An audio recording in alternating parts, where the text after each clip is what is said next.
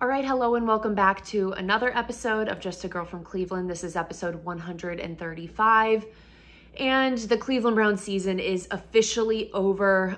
Not the way any of us wanted to see it end, falling 45-14 to the Texans. Look, I kept telling myself over and over, like, this season is a success no matter what. And I still do truly believe that. I think that what this team was able to accomplish, given all of the circumstances, it was for sure a success. It's so hard to feel that in the moment, though, when you're playing a playoff game, to be like, oh, it's fine. Like, we lost all of these players early on in the season anyways. Our season was kind of dead weeks ago, according to everyone else. It's hard to tell yourself those things when you're losing a game 45-14 to a rookie quarterback, which I'll talk about CJ a little, but first round rookie quarterback to win a playoff game since 2009 when Mark Sanchez did it. A very rare occurrence. Obviously, we've had other, rookies be able to do that. You had Brock Purdy last year with the 49ers, but for someone taken as high in the draft as he was, they do not always find a lot of success like that in their first year in the league. And he has just been absolutely incredible. So I'll definitely get into that, but super bummed just to see how everything went. It was strange because it did still feel like the Browns were in the game up until that interception that Joe Flacco threw. They were down by 10 at the half. The Browns drove down the field. Pretty decent drive. I thought Stefanski schemed up things pretty well. I thought he schemed up things pretty well for the first half of the game as well. And the team was moving the ball. And they were marching down the field there, getting ready to score. And Joe Flacco throws a good old pick six that put the Texans up by 3 scores. And at that point, with the way the defense had been playing it all game, it just felt like the game was over and that there was no shot anymore at that point. And it was a tough pill to swallow. I feel like I was very nervous and stressed during the first half, and then kind of in the second half, you almost hit the level of acceptance where you're just like, okay, this is what's happening. This is where it ends. And it's a weird thing with football that's so different than baseball or basketball, where I feel like you have, those long series, a 7-game series to build up to what's going to happen, to maybe win some and lose some. But for a football game, it is just over. One game and it's done. There's all this build up after clinching the playoffs, after beating the Jets, and then you wait like 10 days from there and you lose, and then it's over. And it just felt like we didn't get to bask in the glory and the happiness of the moment enough, which is definitely a bummer, and just sad for the team that's how everything went. Look, there's obviously some big things that we can take away from this game to look at for next season. One being just really evaluating what happens with this defense on the road compared to at home. Part of me thinks like I know a little bit of what's happening because of the way this defense plays, the way Jim Schwartz just kind of prioritizes the pass rush and lets these guys kind of run wild out there. It is a lot easier to do that when you have the home crowd pumping you up, getting you going, getting you excited. And it feels like the guys really feed off, the crowd and become more explosive because of that. But I think, beyond just the pass rush, the secondary really struggled in this game. Greg Newsome was struggling. Ronnie Hickman, for really the first time, it's crazy to say, felt like he looked like an undrafted rookie. Up until this point, it was like, how did we get this guy? Like, this is crazy, undrafted, and he's playing like this. And this game, he really kind of, I think, showed some sides of that, which, look, it's hard to blame him with, injuries, guys going down. He's done more than what he probably thought he would be asked to do. So I still was really impressed with him this year, but yeah, pretty tough showing from him overall, I would say. The team just continues to struggle with giving up those explosive plays. I think two of the teams that have really schemed up best against this Browns defense this season on the road would probably be this Texans team in this game, which obviously they had a chance to evaluate what this defense did a couple weeks ago on Christmas Eve, and were able to take note from that in this game. And the Browns didn't, I don't think they adjusted in the same way to try to show them some different things, some different looks out there. So I think the Texans did that. I think actually the Colts did that really well in that game on the road early on in the season. Obviously it was PJ Walker, so it was a bit of a different game. But in general, I felt like our defense, other than Myles Garrett, really struggled in that game, and I respected what the Colts offense was trying to do. I think Jim Schwartz, you know, as great as he is, as happy as I am that we were able to bring him in, I think that he is a guy who's been doing things a certain way for a very long period of time. He's been a coach for a very long time in this league.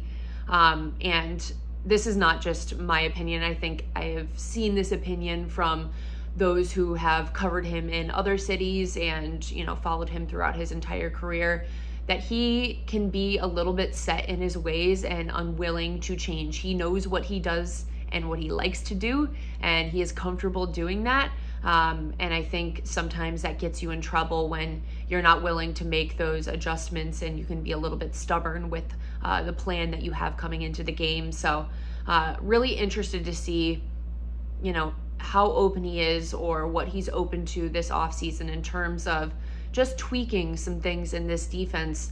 You know, obviously there will be personnel changes, and those things you'll have to deal with within the roster. But in general, I'm interested to see what kind of self-reflection they do as a unit and what they want to do moving forward to correct these issues, because it did become a pattern of you're on the road and you just cannot get a stop to save your life. And that was definitely the case during this game. Obviously, the other big factor from the Browns side of things in the game was Joe Flacco's 2 pick sixes. Look, all season, I would say luck was on the Browns side a lot of times, not in regards to injuries, but in regards to things happening on the field, where it felt like the bad things that would happen to the Browns weren't putting the nail in the coffin, that they were still able to overcome those things and get a win. That was not the case this time, where Joe Flacco threw really game-changing interceptions that kind of did put the nail in the coffin. And, you know, he's thrown picks throughout this season. He's had, you know, I think he actually was throwing pretty well during the first half of this game, but, you know, I think in other games, they've just been able to find ways to get it done. And this one, it just was absolutely not the case. And then once the game kind of got away from them after that first pick six, it just felt like there was almost no turning back. Like they just weren't going to be able to get back and reach with the way Mr. CJ Stroud was slinging the ball out there. Man, CJ, he is going to be so good in this league. First half, 3 touchdowns for 236 yards passing total in that first half of the game alone. And I think that really just set the tone for what the Browns were feeling then in the second half. Incredible the comfort that he has out there. I just felt like the entirety of the game, I want to give props first of all to his offensive line. I felt like they gave him a pretty clean pocket for most of the game. He wasn't really getting pressured, obviously. You know, Myles Garrett wasn't getting those pressures like he usually does. But CJ just looks so comfortable out there. He does not look like a rookie whatsoever. And just part of me has to feel like, I know this is not a football term, but just bad karma for the Browns for making that trade with the Texans, giving them all those picks. Obviously, the picks they gave did not specifically give them CJ Stroud. That was one of their picks, so that wasn't one of the Browns' picks. But in general, it just felt like, oh gosh, they get off, you know, a quarterback that had asked for a trade from their team and was also going through countless sexual assault allegations. And then they just draft one of the greatest quarterbacks we've seen as a rookie all time. Maybe he is up there on the list of rookie QBs that we have seen all time. Just really felt like that was like, oh, okay, this is what the Browns get for making that trade, which obviously, you know, that's not a official football stance, but that just feels like the Cleveland energy working its way in that situation. Look, I really like CJ Stroud, obviously, as a Buckeye fan. Would have been happy for him if it was against any other team. Just wish it was not against my Cleveland Browns. This is why I wanted to play the Jags so badly, and the Texans were the last team I wanted to play. It's because CJ Stroud scared me. You know, there were some other factors in this game too that I think were a bit limiting. Amari Cooper has been dealing with injuries constantly, and then he also seemed to tweak his ankle, I believe, early on in the game, and then was almost a non-factor throughout the rest of it.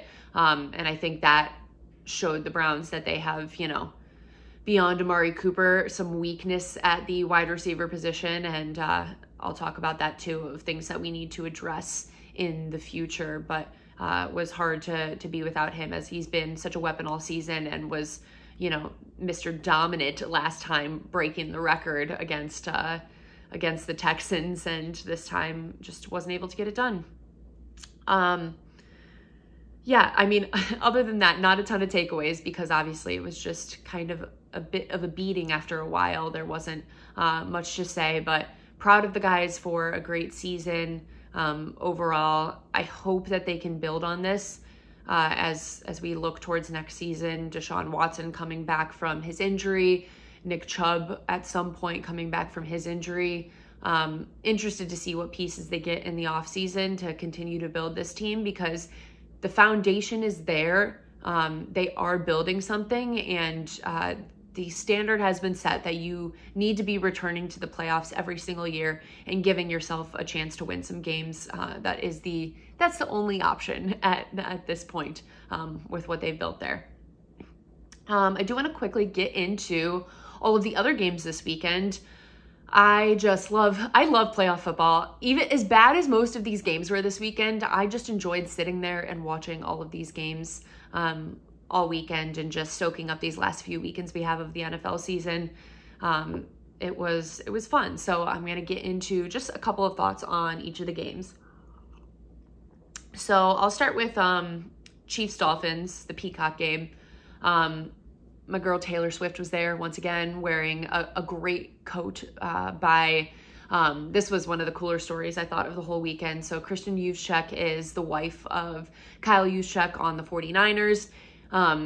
If you don't, you should follow her on Instagram, because she puts up the coolest videos and pictures of the different fashion she is making for herself and other just celebrities and different people attending NFL games. And she is insanely talented, made a jacket for Taylor Swift that broke the internet, and it was a really cool thing to see, just the way this girl took off in general. I think she had like 100K or so followers on Instagram before that, and now she has over 500K. Like she completely shot up overnight.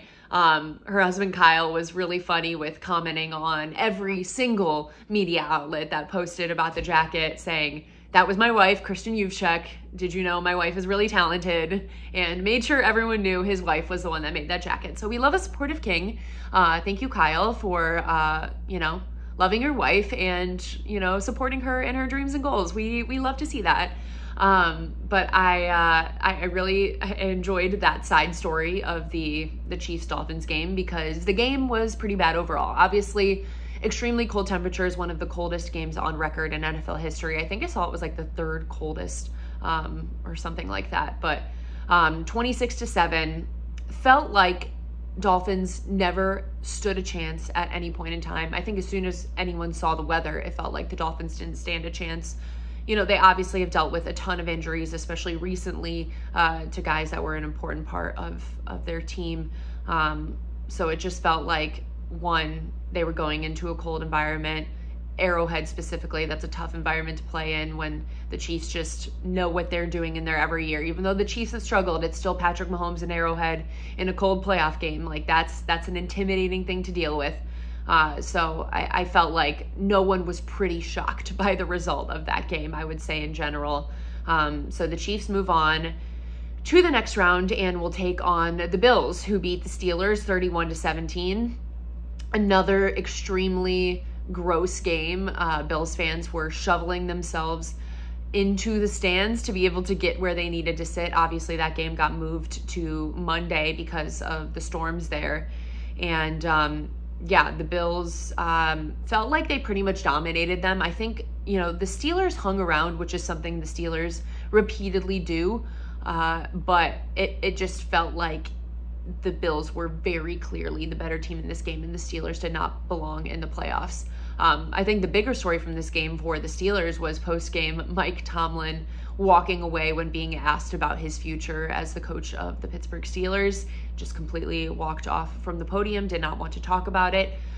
Would be so crazy if Mike Tomlin stopped coaching the Steelers this year after Bill Belichick, Pete Carroll, Nick Saban, all of these coaches that have been around for a really long time, either retiring or just moving to potentially another team, would be pretty crazy. I don't know if we've ever seen this many big names move at the same exact time. So very overwhelming. Would be interested to see where Mike Tomlin would end up if he did not return to the Steelers. I'm sure somewhere would be happy to have him very quickly. I think the funniest part about the result from this game is just all season, it was like the AFC is wide open. Anything can happen. No one feels secure. Anyone could go on a run and do something. And in the divisional round, we've got Bills Chiefs, which is the least shocking thing ever. Like, of course we have Bills Chiefs again. It's just the teams that have been there many times, I think, do have a real advantage to the teams that are new to it. Like the Texans are an outlier in a way, because I think there is something to say for being comfortable being in the playoffs, being back there again, having that experience. And then there's something obviously to say about having home field advantage. I think the only home team that lost was the Cowboys. So I think it does matter to win your division and get that home game. So I in general am not surprised to see that we have Bills Chiefs again. It's just another year in the NFL. That takes me to the game I just mentioned, Cowboys. Packers with the one really big upset of the weekend, beating the Cowboys 48-32. I think the Cowboys had some late scores that made that score look even better than it did, but the Packers, they absolutely destroyed them. It was actually pretty crazy to see. I thought that game might be competitive. I did not see Jordan Love going out there and obliterating the Dallas Cowboys. It is just so lucky of the Green Bay Packers to, for the third time in a row, just stumble upon a franchise quarterback after Brett Favre, Aaron Rodgers.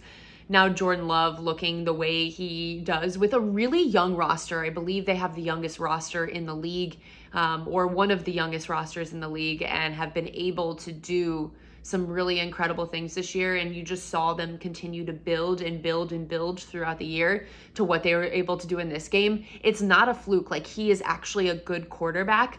And he's going to be there for another 15 years again. And the Packers are just going to keep doing what they do, which is a really crazy thing to see. I think what everyone is waiting to see from the result of this game, though, is what's going to happen with the coach of the Dallas Cowboys, McCarthy, if he is going to be fired, if he is going to get another chance. I think, 12-5 is great, but if you're losing in the first round to the 7 seed, that's going to be a problem. And I think Cowboys fans are obviously fed up, I think, with where they are at. So I would be interested to see if McCarthy is gone. A lot of rumblings about Belichick potentially going and working there with Jerry Jones in Dallas, Texas. So we'll see if that happens. But I think that's been the biggest ripple effect from that game, is what is going to happen with the coaching job there.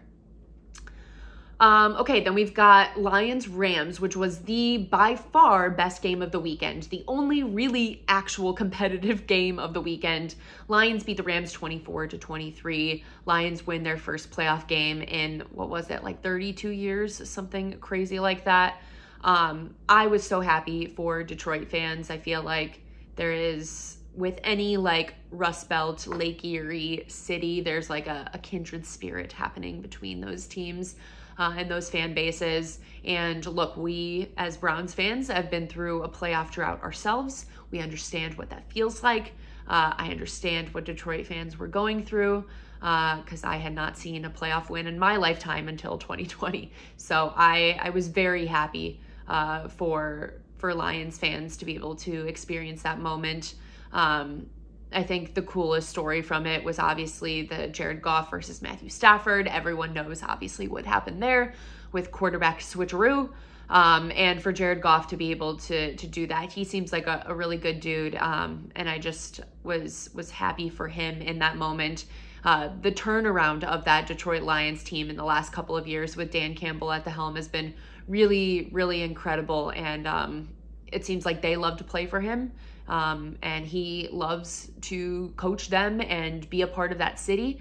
And that's really all you can ask for is you know, that mutual adoration for each other, which I thought was really cool to see. I felt like that game actually had two of the better teams in general in these playoffs. I thought the Rams and Matthew Stafford actually looked good in that game. Like, Matthew played a nice game overall. And obviously it shows in the score being as close as it was. I just thought it was an enjoyable watch for everyone. I think we all really needed that game after some of the torturous blowouts that we were all forced to sit there and watch throughout the weekend. And then we ended on Baker Mayfield winning a playoff game. 32-9 was the final of the Bucs-Eagles game. It was kind of also a boring game because the Eagles have somehow in the last, I don't know how many weeks at this point, 7 weeks or so maybe, just completely fallen apart as a team. I think a lot of the players have mentioned this, but making a coordinator change mid-season, especially when you're on a run and doing so well, is extremely hard.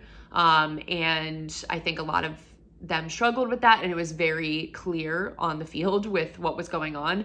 They were, first of all, just couldn't really move the ball offensively and could not tackle as a defense. It's like, I think the Browns have struggled with that at times, and that's one of the hardest things to watch as a football fan, is a defense that refuses to just make a tackle and just lets guys continue to push for extra yards repeatedly. Very frustrating to watch. So I understand why Eagles fans for the last however many weeks have been so frustrated. And even before that, when they were still winning, I think the frustration was already there because the wins were not solid blowout wins you feel confident in. They were pulling it out by the skin of their teeth every single time. And, you know, then they just weren't able to do that anymore. And it really showed up in this game because, look, the Tampa Bay Buccaneers by any means are not like a great powerhouse football team. They were 9-8 and just happened to be in the worst division in all of professional football, where 9-8 was able to win them the division and give them home field advantage, when 9-8 in the AFC North gets you 4th place and not in the playoffs. So two very different worlds we're living in. But in general, the fact that they allowed Tampa Bay to do that against them, I think just shows the state of that franchise in general. From the Eagles side, obviously, the big story was Jason Kelce is officially retiring. I was really enjoying all of the Swifties who have become not just fans of Travis Kelce, but also of Jason Kelce and the whole Kelce family. Deeply emotional over the retirement of Jason Kelce, making long-live Swiftie video edits of Jason Kelce crying at the end of the game, walking off the field. Just, you could see the emotion on his face that he knew it was done. He knew it was going to be over for him. And I was emotional watching it because he is such a staple of this league. He will be in the Pro Football Hall of Fame. Can't wait to invite the Kelces and the Swifts all into Canton to celebrate the occasion. Canton, Ohio. Let's do it. But in general, he has had such an incredible career. It's one of those moments where you look at them and you know how hard it is to make that decision to step away from the game, to truly say, I'm done after playing it your entire life, having it be not just your job, but really so much of your identity. I think he's built a great life outside of football now, between his podcast, if you watch his documentary, some of the other business ventures that he has gotten himself into.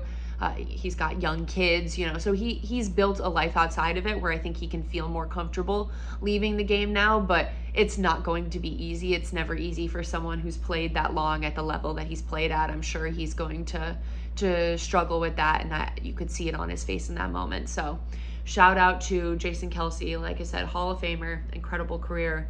and was sad for him to see him go out like that. Like, I'm not an Eagles fan or anything, but was bummed for him. Okay, the other half of this game that I have to talk about, which I don't believe, maybe I've mentioned the name Baker Mayfield on this podcast in the last year, but I don't even know if I've talked about him at all, but he's been coming up quite a bit, obviously, after winning a playoff game this year. Lots of graphics out there being like, Baker Mayfield has won more playoff games than the Browns have in the last however many years. And it's like, okay, let's keep on piling on, making the jokes. It's fine. But I'm only going to say this once because I have to talk about this. And then I am not going to be continuing to talk about Baker Mayfield. Because look, I am happy for him. I want him to have all the success in the world. And I hope he, has figured things out in his life, but I do not enjoy the rewriting of the Baker Mayfield story from his time in Cleveland. And honestly, just even after Cleveland, when he went to Carolina as well, it feels like every time he has a good moment, people seem to rewrite the history of what happened with him in Cleveland. That somehow he really wanted to be here in Cleveland and we just pushed him out and that was it. It was very abundantly clear that Baker Mayfield was not getting along with people in Cleveland, whether it was Kevin, whether it was other players, whether it was just what was happening within the organization.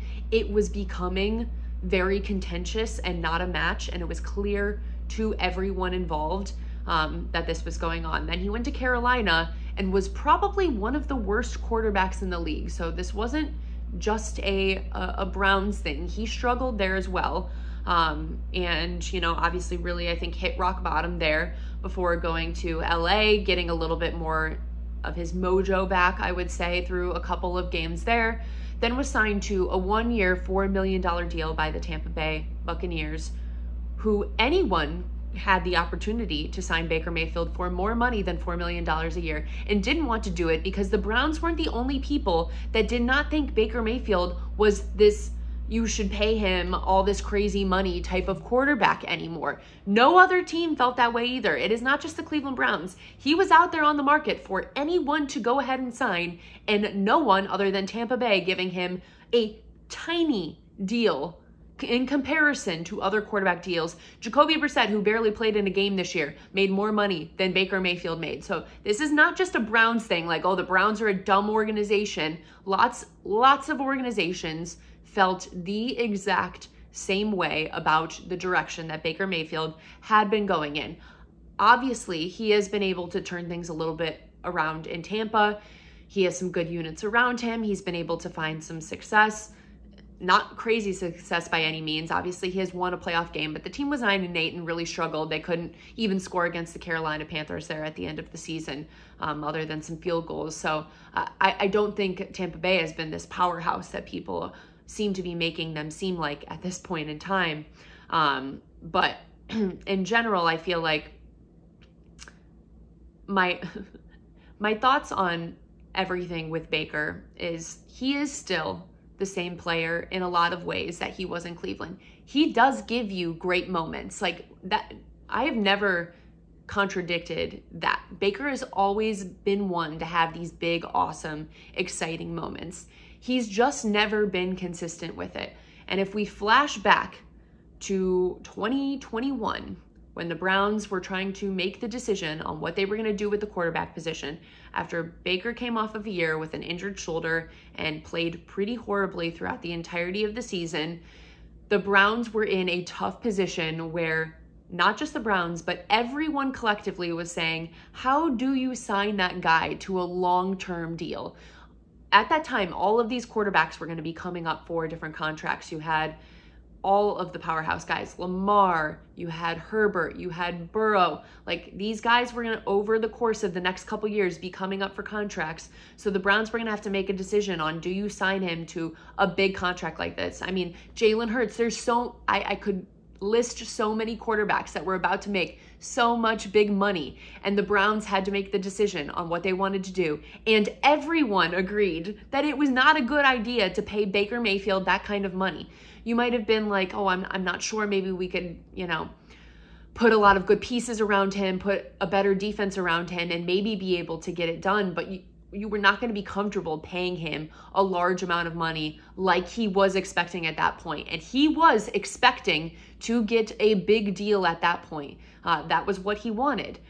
So I think it is a little bit foolish to look back and pretend like something else was happening at that point in time, and that the Browns were just this dumb organization. The Browns were getting laughed at constantly and saying, oh, you have all of this great talent. You're just a quarterback away. Just go get another quarterback. And now everyone wants to act like Baker Mayfield is the greatest quarterback they've ever seen. And I feel like it's just to continue to pound on the Browns and put them down as an organization, because people, they get enjoyment out of doing that. And look, I think from Baker's perspective, like, I think that he needed to move on from Cleveland, and really even needed to hit rock bottom and in another organization that wasn't Cleveland, in order to be humbled and become more resilient of a person. And I think that's helped him so much in his time in Tampa Bay now, to get that kind of perspective.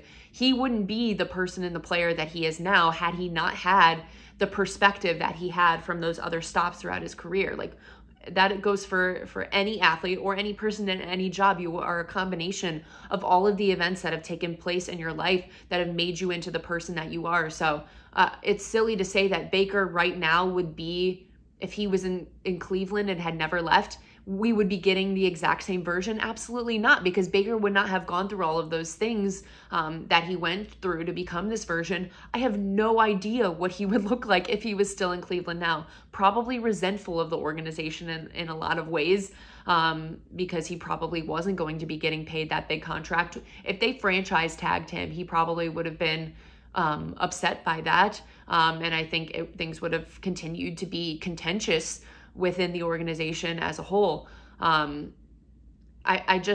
think you can't just cherry pick little moments and say, oh, Cleveland is stupid because of this, while ignoring the entire context of the situation that has taken place over the last couple of years with Baker and the Cleveland Browns.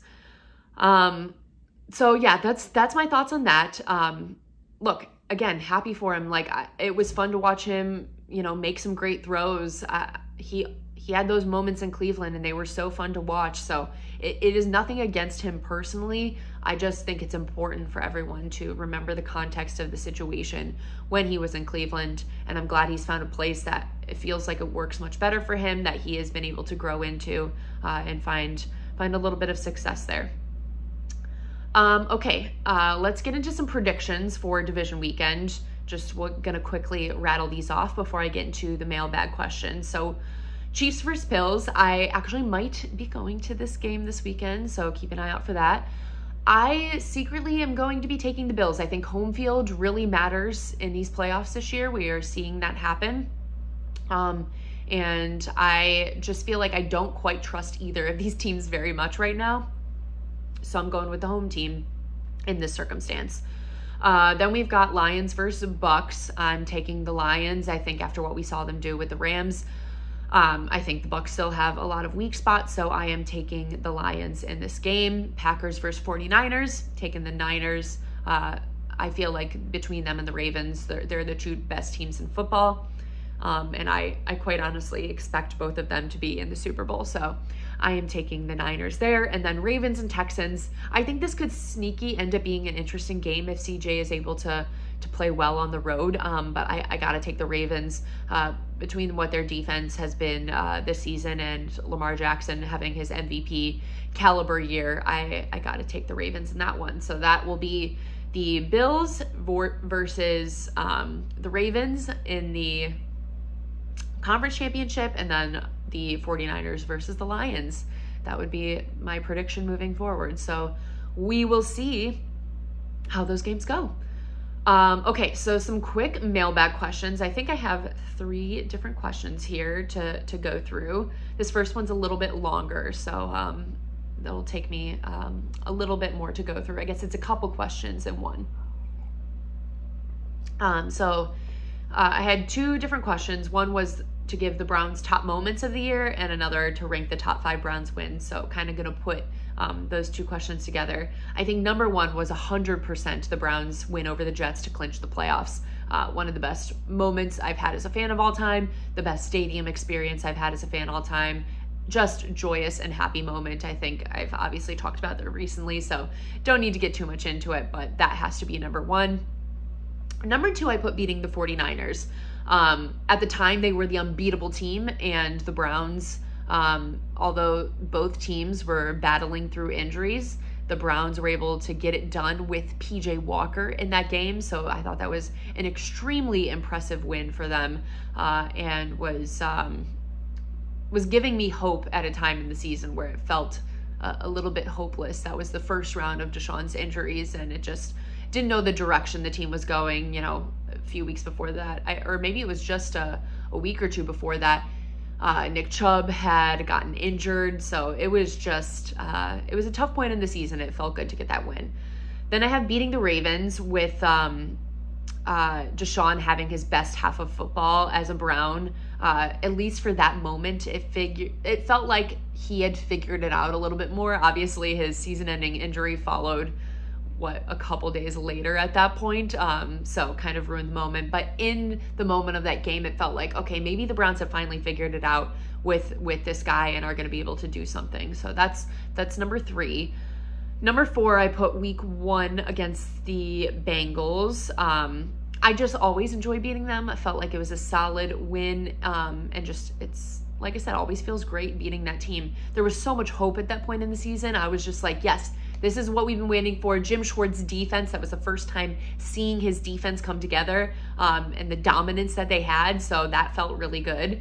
Number 5, I have DTR beating the Steelers at home. It was like 13-10. That was a brutal game, but DTR was so emotional after the game. You could tell he felt the weight of the moment, the weight of the Browns fan base wanting to get it done for the team. That game, I think, specifically describes the Browns season so well. It's a different guy every week stepping up, but just finding ways to get it done. And that was a perfect example of it. And I was just really happy for him as a human. Couple honorable mention moments that aren't specific games, but Amari Cooper's 265-yard record-breaking performance against the Texans. That's an all-time one that Browns fans are going to remember forever. That's a number that sticks in your head too. You're going to be like, yeah, 265, Amari Cooper. And then David Njoku, I would say just in general, his season and the performances that he put on were awesome, just so awesome this year. But specifically the moment where he shook the kid after the Jets game and said, "We're going to the playoffs." That was a moment I'll never forget, and brought me a lot of joy and happiness. So yeah, I liked those questions because it was fun to reflect on the good moments, even in after a loss like that. There was a lot of good this season. Next question, who will you be rooting for the rest of the 2024 playoffs? I kind of mentioned, I feel like we have kindred spirits with the other Lake Erie, Rust Belt type teams. So I'm saying Lions and Bills fans are the ones I relate to most. So I'd like to root for both of them. It's tough because we've got Bills Chiefs, and I also want to support the Chiefs to support my girl Taylor Swift. But I don't know. I'm not going to be disappointed if either team wins that game because I do enjoy both of them a lot.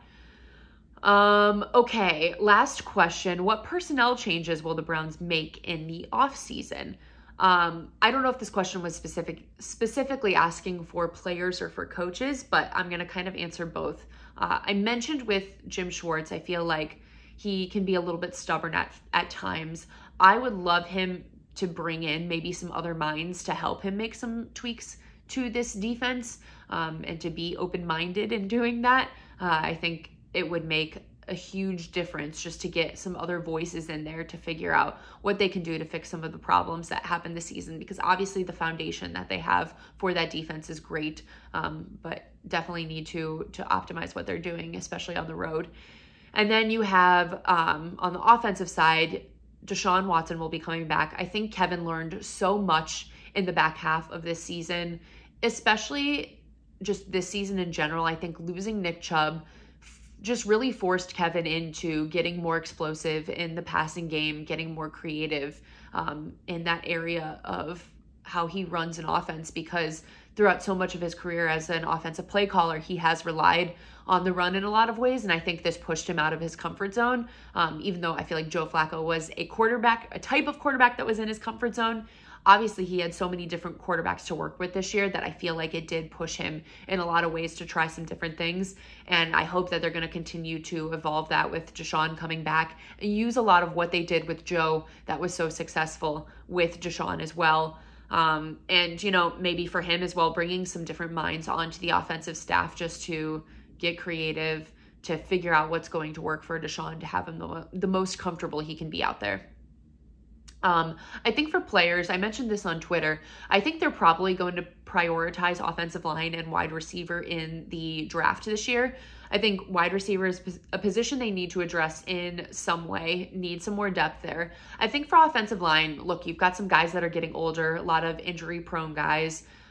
You also, I think, very rarely are going to find offensive line talent in free agency or through a trade. A lot of times, if there's a good offensive lineman out there, he is getting a long-term deal from a team because they're just so hard to come by. So I think the draft is where you have to grow that type of talent. So I think they will continue to prioritize that position moving forward, and they definitely should, especially looking to the future. Like maybe you still have some of these older guys for now, but they're not going to be there, and you need to start developing new talent at some point.